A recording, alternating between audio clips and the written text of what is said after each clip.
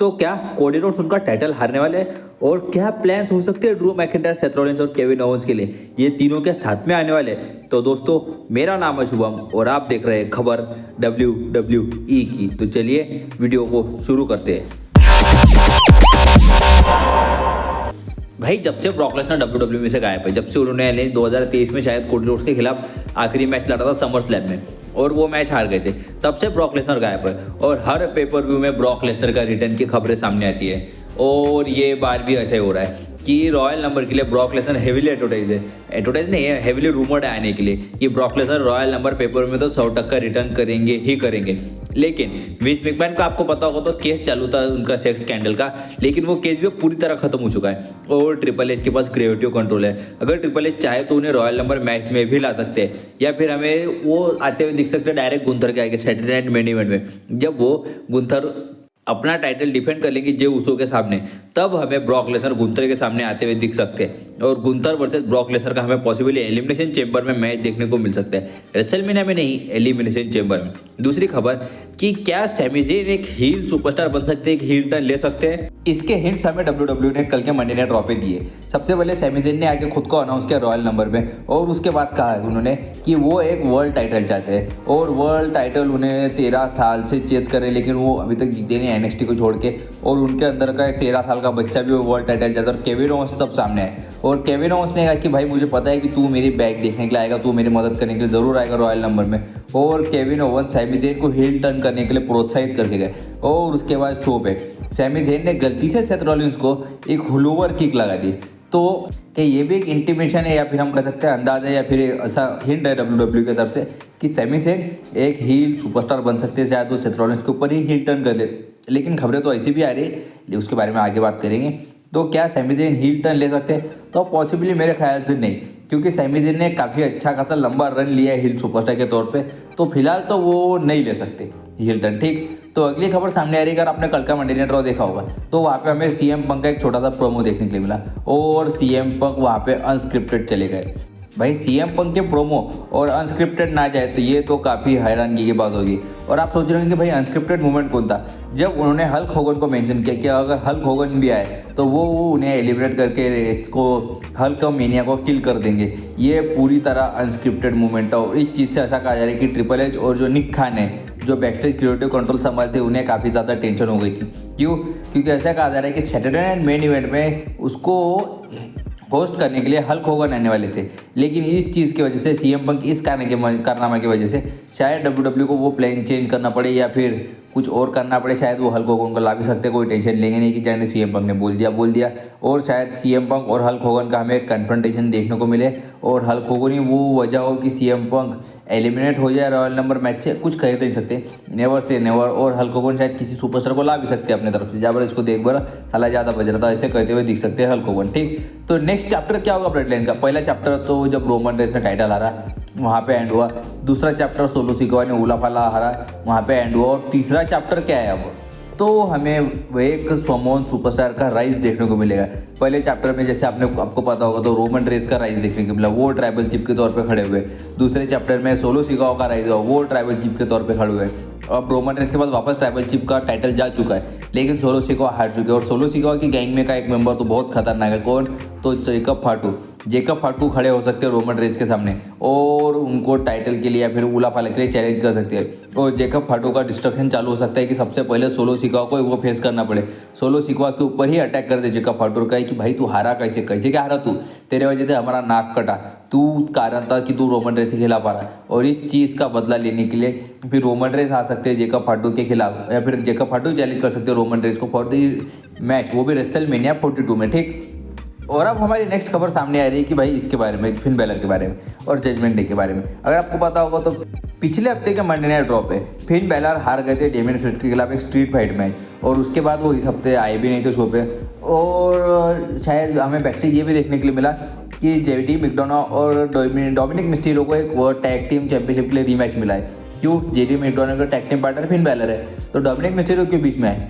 इस चीज़ का गुस्सा उतार सकते फिन बैलर ये मैच में आके अगले हफ्ते जो होने वाला है वॉर रेडर्स के खिलाफ और कॉस्ट करा सकते हैं जजमेंट डे को उनका टाइटल मैच, और इस तरह जजमेंट डे से फिन बैलर को निकाल दिया जाएगा और फिन बैलर एक फेस सुपरस्टार के तौर पर WWE में काम करेंगे। और उनका जो पुरानी ग्लोरी है, जो उन्होंने पहली बार रोमन रेंस और सेथ रॉलिंस को एक ही सेम नाइट में हराया था, वो वापस फिन बैलर पा लेंगे और वर्ल्ड टाइटल रेन करने के लिए वो आगे बढ़ते हुए हमें दिखेंगे और नए वर्ल्ड चैंपियन वो आगे जाके फ्यूचर में शायद 2025 की एंड तक हमें वो वर्ल्ड चैंपियन बनते हुए भी दिख सकते हैं। ठीक, तो अब हमारी अगली खबर है। आपको पता ही है कि हमें मैच दिखने वाला है Kevin Owens versus Cody Rhodes का, वो भी रॉयल नंबर में लेडर मैच, और टाइटल्स और दोनों टाइटल्स वहाँ पे टंगे होंगे।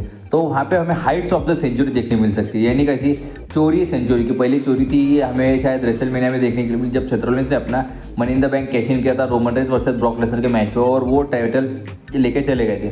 और ये दूसरी चोरी हमें देखने को मिल सकती है, ड्रू मैकइंटायर और सेथ रॉलिंस आ सकते हैं केविन ओवेंस की मदद के लिए और वो कोडी रोड्स का काम खत्म कर सकते हैं। भाई पहली बात तो ऐसी स्पेकुलेशन है, ऐसी खबरें सामने, रूमर्स सामने आ रही है, ऐसा होगा, लेकिन जब तक पेपर व्यू सामने नहीं आता क्या होगा WWE कुछ बता नहीं सकती। और अगर वो तीनों आ गए तो वो कॉस्ट करा सकते हैं कोडी रोड्स को टाइटल और केविन ओवेंस को टाइटल जिताने में पूरी तरह मदद कर सकते हैं ड्रू मैकइंटायर और सेथ रॉलिंस, और केविन ओवेंस नए वर्ल्ड चैंपियन बनते हुए हमें दिख सकते हैं। तो ठीक, अगली खबर हमारे सामने आ रही गुंथर के बारे में। तो भाई तुम ये लोग तो ये बात तो 100% पकड़ के चलो कि गुंथर अपना टाइटल 100% रिटेन करने वाले, वो जे उसो को हराने वाले और अपना टाइटल रिटेन करते हुए हमें दिखेंगे। और टाइटल रिटेन करेंगे इसकी कैसे हम आपको पुष्टि कर सकता हूँ, क्योंकि अगर आपने कल का मंडे नाइट रॉ देखा हो तो जे उसने टाइटल रेस किया था और जो सुपरस्टार टाइटल रेस करता है WWE में टाइटल मैच से पहले, वो 100% टाइटल हारता ही है। और एक बार जो उसो मैच हार गए तो गुंथर के लिए क्या प्लान्स है, जैसे मैंने आपको कहा कि पहले भी गुंथर के लिए शायद ब्रॉक लेसनर हो सकते हैं वो, लेकिन वो एलिमिनेशन चेंबर में, तो उसके बाद अगर गुंथर वाजवे टाइटल बचा के निकल जाते हैं तो उनको लोगन पॉल फेस करते हुए दिख सकते हैं हमें, वो भी कहाँ पे, रेसलमेनिया में। तो भाई मैं कहना चाहूँगा कि जो जाने छोड़ मैं क्या कर सकता हूँ WWE। तो हमारी अगली खबर सामने आ रही है कि जैसे मैंने आपको कहा कि सैमी ज़ैन हील टर्न ले सकते हैं, लेकिन इसका और एक एंगल है कि अटैक किसके ऊपर हुआ था, सेथ रॉलिंस के ऊपर, और सेथ रॉलिंस इस चीज़ का गुस्सा उतार सकते हैं सैमी ज़ैन के ऊपर, और वो रॉयल नंबर पेपर व्यू के दिन सैमी ज़ैन के ऊपर सरप्राइज अटैक कर सकते हैं और सैमी ज़ैन को रॉयल नंबर मैच में उतरने से रोक सकते हैं। कह सकती कि ले ना करना, मेरे ऊपर अटैक हो रहा, मेरे को मंडे नाइट रॉ पे घायल किया था, ले तेरे को साले रॉयल नंबर पेपर व्यू में नहीं उतरने देता, ऐसा सैमी ज़ैन के साथ कर सकते हैं सेथ रॉलिंस। और फिर हमें वहाँ से एक मैच देखने को मिल सकता है, मैच का बिल्डअप देखने को मिल सकता है सेथ रॉलिंस वर्सेस सैमी ज़ैन के बीच में फॉर द रेसलमेनिया मैच। शायद ये स्पेकुलेशन है भाई, ये भी पहले बता दे रहा हूँ, ये भी स्पेकुलेशन है, ये भी हो सकता है नहीं भी हो सकता है, लेकिन 90% पकड़ के जो ऐसा हो सकता है, क्योंकि जैसे मैंने आपको बताया कि अगर सेथ रॉलिंस हील टर्न ले रहे हैं तो वो शील्ड 2.0 वो ज़रूर फॉर्म करेंगे और सैमी ज़ैन भी उस चीज़ का शिकार बनेंगे। क्यों? क्योंकि सैमी ज़ैन ने ही रोमन रेंस की मदद की थी जाके, सैमी ज़ैन खुद से गए थे और सैमी ज़ैन ब्लड लाइन के मेंबर, यानी ओरिजिनल ब्लड लाइन के मेंबर नहीं है, क्योंकि सैमी ज़ैन उनका खून नहीं है रोमन रेंस का, ये ऐसा कह सकते हैं सेथ रॉलिंस। ठीक, तो अगली बात कर लेते हैं भाई ड्रू मैकइंटायर के बारे में। कल का अगर आपने मेन इवेंट देखा होगा तो एक हार्ड फाइट मैच के बाद सेथ रॉलिंस ने ड्रू मैकइंटायर को हरा दिया, और कैसे हराया भाई, रोल अप करके हराया, कोई क्लीन पिन नहीं। और अगर आपने जे उसो वर्सेस ड्रू मैकइंटायर का मैच देखा होगा मंडे नाइट रॉ पे, तो वो भी लगभग ऐसा ही था, वो भी हमें ऐसा ही देखने को मिला कि जे उसो ने क्लेम और किक को काउंटर किया और रोल अप करके ड्रू मैकइंटायर को हरा दिया। भाई कब तक रोल अप करके पिन करोगे, जब ड्रू मैकइंटायर हराए WWE में अभी तक ज़्यादातर वक्त वो रोल अप करके ही आ रहा है। WWE ऐसी चूतिया बुकी क्यों देती है ड्रू मैकइंटायर को? भाई ड्रू मैकइंटायर जिस कैलिबर का सुपरस्टार है ना, वो जाके 3 सेकंड के अंदर मैच खत्म करने की काबिलियत रखता है, लेकिन WWE उसे ऐसा नहीं दिखाती। वो भी बात समझ में आती है, अगर ड्रू मैकइंटायर 3 सेकंड के अंदर जाते ही मैच खत्म कर दे तो सामने वाला सुपरस्टार काफ़ी ज़्यादा दिखेगा, इसकी वजह से ऐसा कर सकती है WWE। लेकिन ड्रू मैकइंटायर को कम से कम विन तो दिला, सेथ रॉलिंस के खिलाफ वो विन डिजर्व करते थे। क्यों? क्योंकि वो रेसलमेनिया में सेथ रॉलिंस को हरा के आ चुके हैं।